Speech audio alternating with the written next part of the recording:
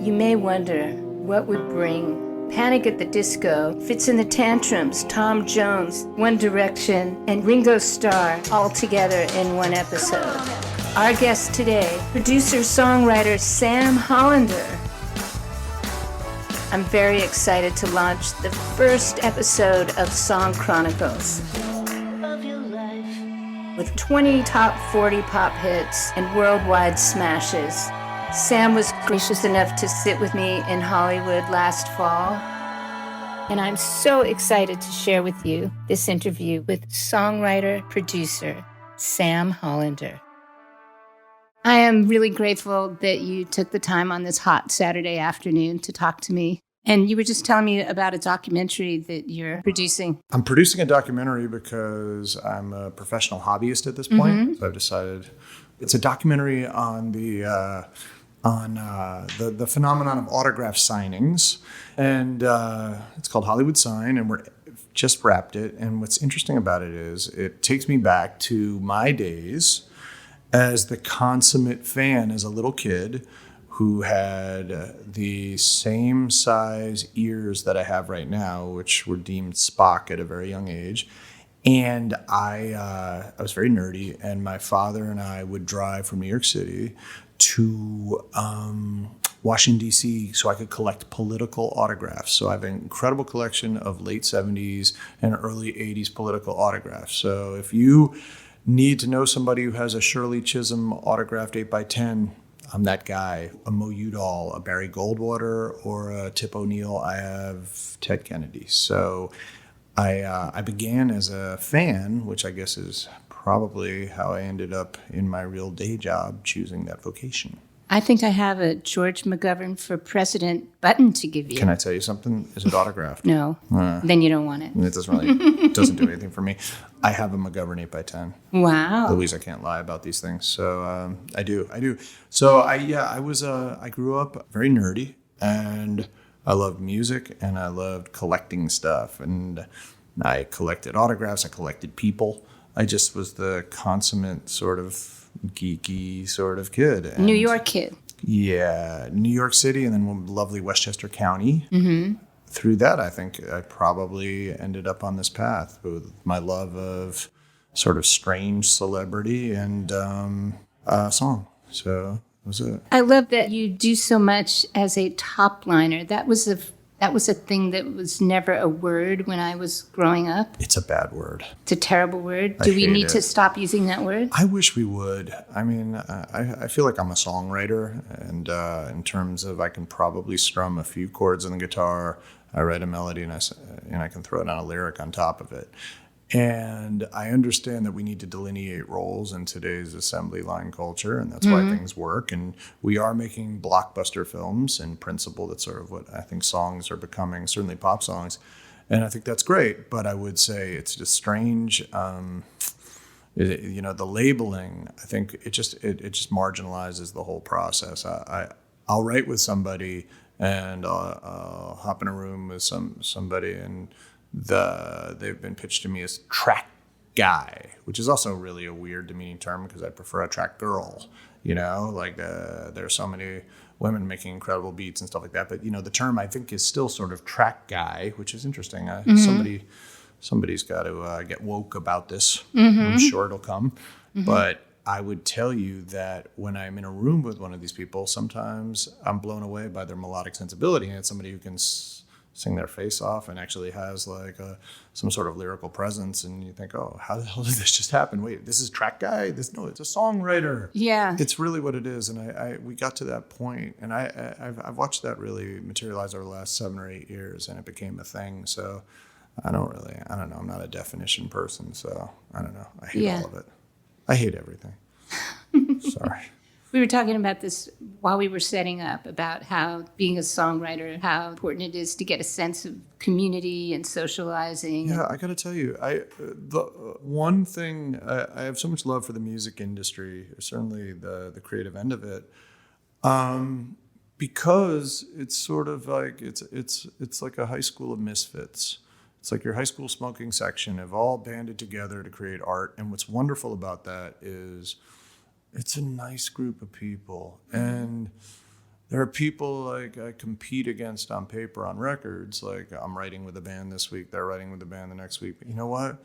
We share information and we're just friends. And outside of it, we'll have a cocktail and have a good time. And it's really a loving, supportive community across the board. Even, you know, on the label side, I have many friends at labels and blah, blah. And they're all wonderful. I have to tell you, if as a kid, I never really, you know, you would look at the icons of the day, right? You looked at the Walter Yetnikovs or the Mottolas or the Clives or Chris Blackwell, all these guys, and there were these huge iconic figures that I couldn't imagine ever fraternizing with because it just felt so many miles away from my world, you know. And now the people who are the gatekeepers now, they're awesome and they're sweet and the writers are allowed, you know, we all hang and it's a community, and I would say. I love that. And, you know, as a writer, I'm pretty internal and I like to just work in my own space. And, you know, I like doing things. I have a very set process in the way I like doing things and stuff. But outside of it, when the day ends, I love that there are people I can really, all over, you know, town. There's just, you know, great cats everywhere I can hang with and really just break bread and, you know, talk about it, how just absolutely crazy this business is, you know?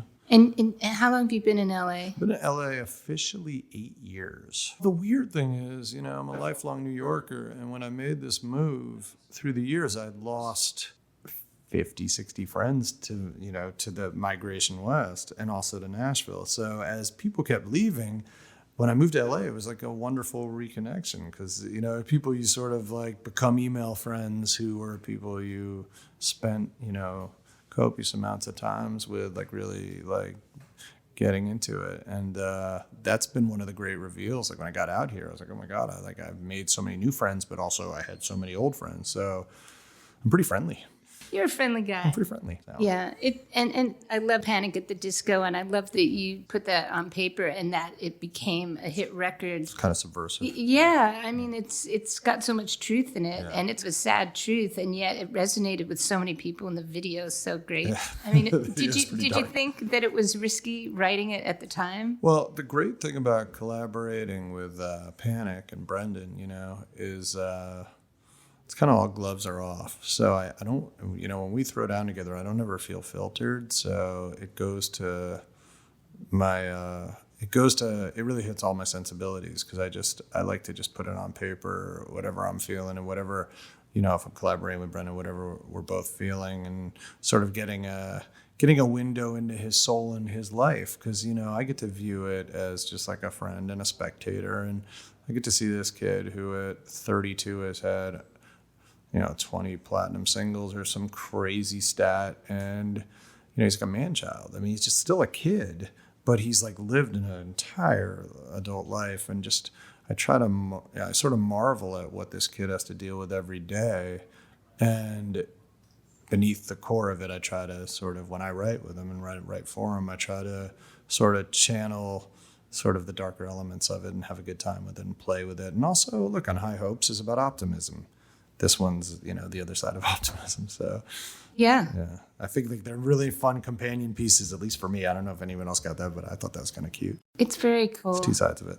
I was just in Nashville, and I was at Belmont University talking to some of the songwriting students there, and I feel that a lot of them would wonder how you get from where they are to where you are. The chances of writing with people who are making records that people are going to want to hear. Well, I mean, you got to know your mom. You know, I think it starts with your mother. Yes, you told me about how my mom gave you a break at a crucial time. Yeah, I mean, the thing about your mother is when I started out, I always equate this to sports, and some people will appreciate this reference and some might not get it, but if they take the initiative, it's certainly Googleable.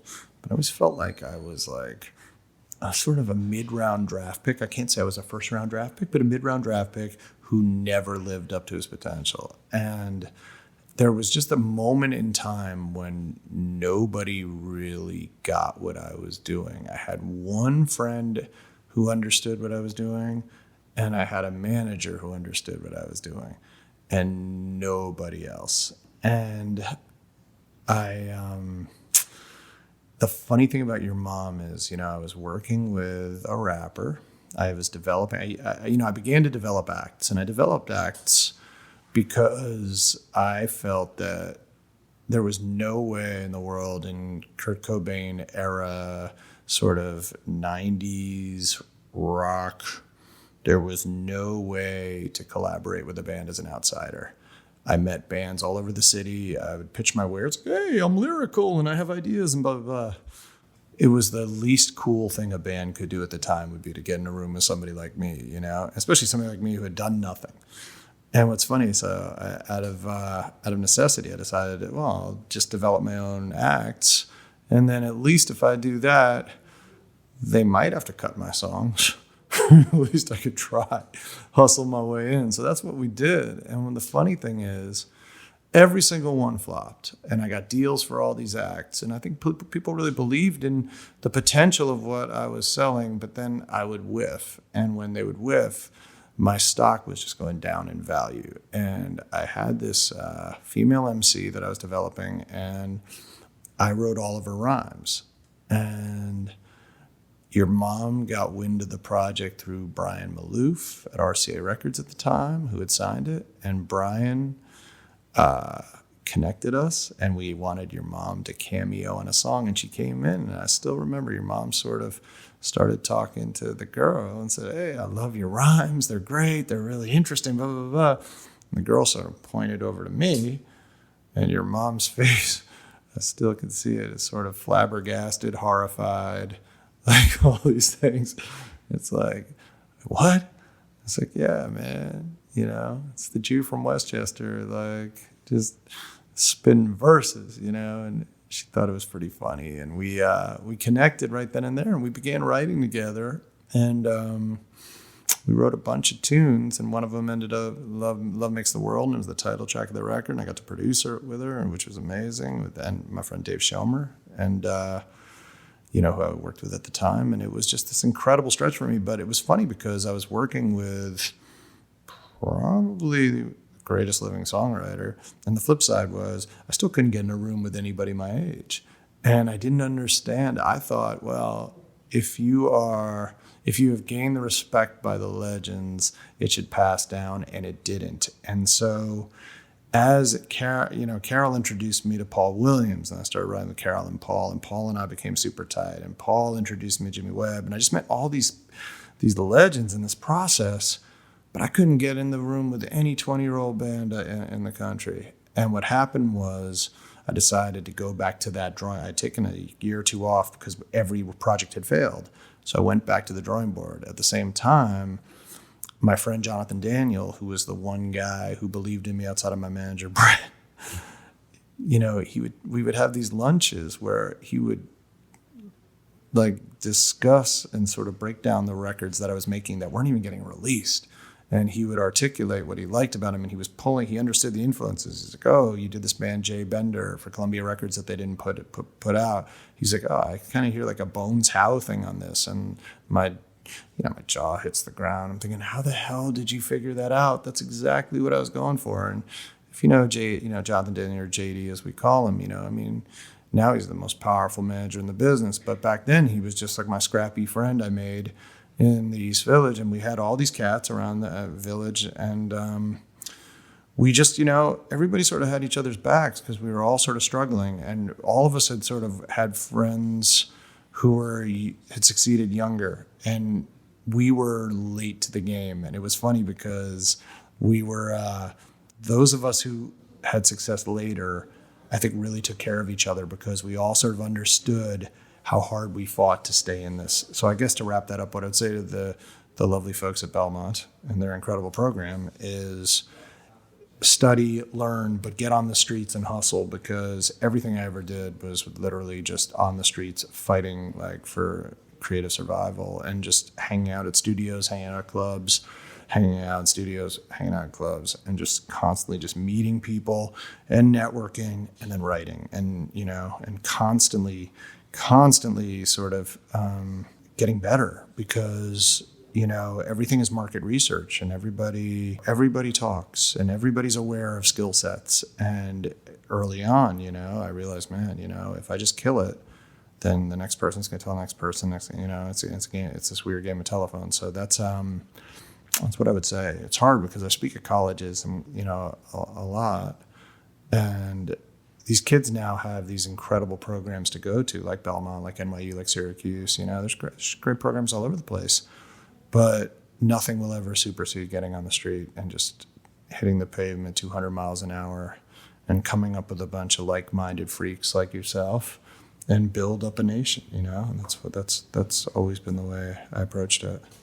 It sounds like, from what you're saying too, that you had a vision that you wanted. You didn't want just acceptance in exchange for giving up the way you were doing things. Like, you wanted people to get what it was that you were 100%. about. Well, also, I early on, I realized that there are a couple things that put me in a strange light, because for songwriters competing for the slots that I wanted, I was one of the very few who really wasn't an artist first. I mean, I had made a record, but my record sold 4 copies and was like a laughing stock. I was a rapper. No one needed to hear that. No one ever needed to see me on a stage. So the one thing I realized very early on was I wanted to be the guy behind the curtain who was the fan of the movie, who could help, each sequel for an artist and really approach it without my own ego driving it, but more, just really coming from a fanboy place. And when I began, I realized that most music for pop was pitch music. And like, if artists weren't specifically, like bands and a lot of artists weren't collaborating with writers back then, so it was a pitch dominated business. I didn't want to write pitch songs because that's not what I do. And that wasn't really why I got into this. I liked, once again, going back to this little kid with the autographs, I liked being in the room with famous people as the fan and trying to direct their next thing. And because of that, I had to sort of fight for that agenda, and the way to do that was, well, I'll make my own famous people. And what happened was we did it, and eventually it worked, and we started having hits. And when I started having hits and we were creating bands and they were having lots of hits and lots of success, that's when everybody else began to call. But it all starts with your mom, man. So she's in the pole position in my heart. There's just nobody I put in that league. She's one of the greatest people I've ever met. And honestly, if I've written with 1,000 different writers, she's still number one. She's the coolest. You put me at like 190, but I'm gonna put her number one. Oh, that's beautiful. So when you wrote with Fitz and the Tantrums, you were there early. Fitz and Tantrums came out with an EP, and they came out with a record, and it was time for their second. And the first record I adored. I loved what they were doing, and it was like this weird soulful pop hybrid, and I loved it. And I met him. I shook his hand at a club. I'm out at a party. I shook his hand. Someone introduces us. And then I had my manager hit his people and blah, blah, blah. And I tried to get in for the record that followed. And I totally, I got stonewalled and I missed the cut. He didn't want to meet, or it never even got to him, in all fairness, And I was devastated because I really felt there are certain acts where I get a strange sort of visceral response where I know I can crack a puzzle. Like, I just can feel it in the air. Like, there's just something I say, okay, I could do this because I know what to do with this that somebody else wouldn't do. And with Fitz, I felt that and I couldn't permeate it. And then they had that record, and they had Out of My League, and then a couple of big songs to that record. And they were about to make a third record. And with my friend Kevin Griffin, we were putting out charity records under the guise of Band of Merrymakers. We were making Christmas charity music. And Kevin brought Fitz in one day. And Fitz came to sing on the song, and he was at my house, and we just started connecting the dots on our lives. And more than any artist I've ever worked with, we probably had more in common. We're born a couple months apart. Our frame of reference was identical. Our parents we both come from weird academic families. There's all this stuff that was so similar. It was like he was LA me. He's also better looking. He's like better looking LA me. But we had it was such a strange symbiotic sort of relationship when we met that he said to me afterwards, he said, look, if you're down to write, like, I'm down to write. So I cleared out a month, and I wouldn't take anything. It's all speculative. No one's paying me to write. You know, I write as a speculative writer. You would imagine someone say, "I didn't mean a month, dude." Yeah. I was like, I wouldn't let him out of my sight. But the funny thing is, you know, before he came in, I had an idea, and it was hand clap, and I heard something in my head, which was, I can make your hands clap, and it was a verse sort of scat thing. He walked in the room. We hung out for about 3 minutes, and I said to my engineer, programmer Grant Michaels, who was on the session, who's amazing. I said to Grant, give me like a bagpipe sound. So the first thing I want to hear is something that feels like a bagpipe with this guy. And Grant got this incredible sound up. Fitz sat down, started banging out this thing, and I just started screaming this verse out. And it just came to me from the heavens. I just started screaming this verse, and I said, I can make your hands clap. And Fitz went. And it was weird because he did like a 5 clap. And I was like, what the fuck is up with this guy? What is a 5 clap? 1, 2, 3, 4, 5. And, and I'm used to, I can make a hand clap. The 2 clap. I mean, it just feels like I'm a disco kid. So I felt like, Right. And he said, no, it's that. That's what it is. And we debated this for about 6 seconds and the extra clap. And we wrote that song in 20 minutes. And the funny thing is, it was so loose and effortless. But Fitz fought for that song from the second we left to, he told me today, it's 3.5 years later, and now it's a hit in Japan as we speak. It's one of the biggest songs, I guess, in the history of Korea. It did, 1 billion or 2 billion streams in Korea alone. It did, almost 1 billion in China. I mean, this is just like such a worldwide sort of moment. But he said, he was at my house a couple days ago. He said, just so you know, it's huge in Tokyo right now. Like out of nowhere, like it's an event. He has a new album out, but that's still like this song just resonates. He was the one who fought for it and believed in it more than anything. But what was great was in the process, because he dug me that first day, we kept going and we wrote a lot of songs, and there are a lot of them on that record, and they're songs that I love. And he's a wonderful guy. Great guy. That's great. Great guy. I love that. Guy that I really dig. I also saw that you worked with Tom Jones. I did. Like, I want to know about that. That was strange.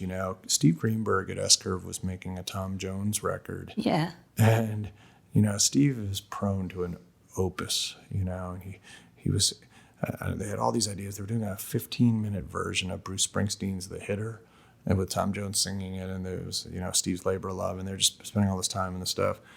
And then Steve hit me, he said, I can't get you, you can't write on it, but if you want, you can produce this cover of I'm Alive, which is by Mark Farner, I think, and from the early 70s.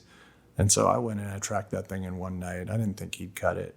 And then next thing you know, we're tracking Tom Jones, which is just like surreal, Mm-hmm. I'm very lucky because for every bit of like pop or rock success that I've had, I've also, I make sure to pepper it with a record that speaks to me on a different level, like somebody I grew up sort of idolizing. And that's how I nerd out in this business, and that's what gets me to wake up in the morning. So, obviously starting with your mom, but then from Carol and Paul Williams, we've been working together for years writing stuff. I've done Ringo, I've done, Beach Boys, Mike Love, I've done Tom Jones, Joe Cocker, the OJs. So that's what balances these other records that, are broader at the time, because it just feels like then I'm just creating this whole spectrum of music that I could listen to, and sort of it's constantly, I'm trying to just encompass and sort of fulfill the whole vision of what it started, which was just consummate fan who gets to write songs, so do you look at charts to see what trends are changing, or do you just still come at it as a fan listening to what you like? It's a great question. I mean, I like to keep up with, I listen to Hits 1 in the car. I like Hits 1 a lot because it's sort of, it's indicative of sort of the higher end of what's working. But, even if there's a lot of stuff that I don't connect with on any level, I'm fascinated by why it works. And I try to deconstruct it just in terms of like melodic tendencies, rhythmic stuff, just sort of understanding it. And then, can always learn something. I mean, I don't have to like what's going on to learn from it. And that's the difference. It's like, I'm not cynical about it. I don't really have musical elitism of any sort. And, I just sort of, to me, best song wins. And sometimes there are things that just blow my mind that are out, that are new. And then there's a lot of stuff that I think is garbage that works, but I understand why it works. And I think that someone did a great job with it, even if it's not for me. I don't know why I called it garbage, but you know what I mean. Yeah. There's probably a better way to put it. Well, yeah. You think maybe they could have tried harder. Well, they tried hard. It just doesn't resonate with my taste. Because of streaming now, everything is available to everybody at all times. So, a lot of kids are familiar with all the Motown records, the old records. And what works about those records is the fact that people are in the room and the imperfections create a bigger sound. 100%. And, I'm still a fan of singing all the choruses all the way through the song instead of cutting and pasting the first chorus into the outro. I mean, how much time does it take? Another 3 minutes? I'll tell you something funny. I'm not going to name names, but, I'll name song A. I had a big song a decade ago. It was called Shake It with a group called Metro Station. And it's a massive, massive record at the time. And another band who I was working with was listening to the final mix of it. And they came in the room and they started losing their minds. They're like, on the outro, it just feels like the vocals are all over the place because there's a chant and the whole crowd. We have a whole group called the Crushettes. They're like our background singers, and they're singing shake, shake, shake, shake, shake it. But they're completely out of time, which is awesome. And this band, there were 3 or 4 of them came in the room and they were losing their minds. They're like, how can you put out a song which just, it's not tight, it's not lined up, it's not on the grid? And I thought, so then I always put on Dancing in the Moonlight by King Harvest, because you're the greatest song ever, but it's also like, man, that percussion is so wobbly. There's a push and pull to that record that is, you just feel like those guys, they had all dosed and the LSD was hitting them right at the right time as the percussion's happening. And one percussionist might be playing a different song and you can't tell. And it's magic. But, kids today don't appreciate that to the same extent, and it's a different culture. So I like, anytime I can get something really live and greasy, it's great. I also love modern stuff too, but I think like if you can find ways to sort of infuse both, it's neat. I don't want to make like a pastiche every day. I want to push it forward. It's just, I don't know where it all ends, and that's where it gets dangerous. I don't know if there will be a revolt against all of this and everything will go back to some purely organic primal form, or if everything will be so robotic, that we don't, it'll be AI artists or whatever. I have no idea where this is headed, but I would say we're speeding into something. I just hope we're not racing to oblivion, So. We all hope so. So tell me your favorite writing story. My favorite writing story, it's an old one, but I helped put together a band called We the Kings. They were one of our bands. They were a band called DeSoto from Florida. And they came to us, and I hated the name DeSoto. And they came to us via MySpace. And what I realized immediately, I had to show these guys that there were 250 other DeSotos throughout the country. There was the DeSoto Bar Band in, Clearwater. There was just, I was like, come on, man, we can do better than this. So the first thing when I was like putting bands together, it was always name first, right? You learn from like the Malcolm McLarens and stuff. You just start with the name and work out. So we're coming up with names. I'm writing names down every day, and they're writing down names. And they send me, the guitar player, Hunter, great kid, sends me a text. And I'm walking down Fifth Avenue, and it's Christmas season, probably 2006, like, mid-December. Beautiful day, idyllic, like, you see the snowflakes up in the sky next to the lights. And I get this text from this fool, and it says, we have decided on a band name that we want to go with, and we would really prefer if you just greenlight it first without any commentary, blah, blah, blah, blah. This long missive before he even says the name. So I'm like, fuck this guy, This just goes on and on. And it says, "We want to be called Check Yes Juliet." And I just pick up the phone and I just light this kid up. And I have a million reasons why it's the worst band name I've ever heard. You know, this was also the week that Hey There Delilah was like a hit, and they're going to be the Check Yes Juliet. You know, it was this terrible band name. And I was screaming at him about how it's pigeonholing him, and he'll be sort of forever associated with a scene and a moment in time, as opposed to, you know, a broader name. Now, of course, Hootie and the Blowfish would disprove that, but like, you know, it was a thing, right? And we all eventually agree on We the Kings. Everyone's excited. We're making the record. We're on the last song on the record, and we have a melody in place. And I walk out to get coffee down at the Mud Truck on Astor Place, and it's raining. It's now January, February. It's so cold and disgusting. And I'm standing outside, and I just start singing, "Check Yes Juliet, are you with me? Rain is falling down." And I hear it.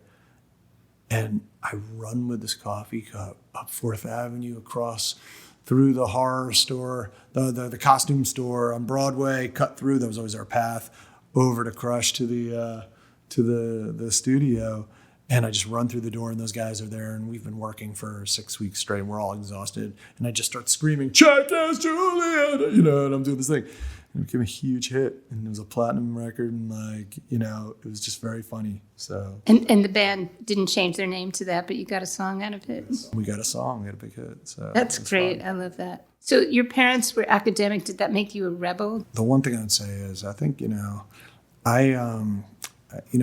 at that age, you know, we were talking about it earlier, you know, I had learning issues back when learning issues, you know, weren't really dealt with. So my parents were just absolutely flabbergasted, because here I was, and, you know, as a child of these academics in a family that, I mean, across the board, you know, I mean, the lineage, you know, academically in my family is mind-blowing. And, you know, we got to me, I couldn't sit still in classrooms.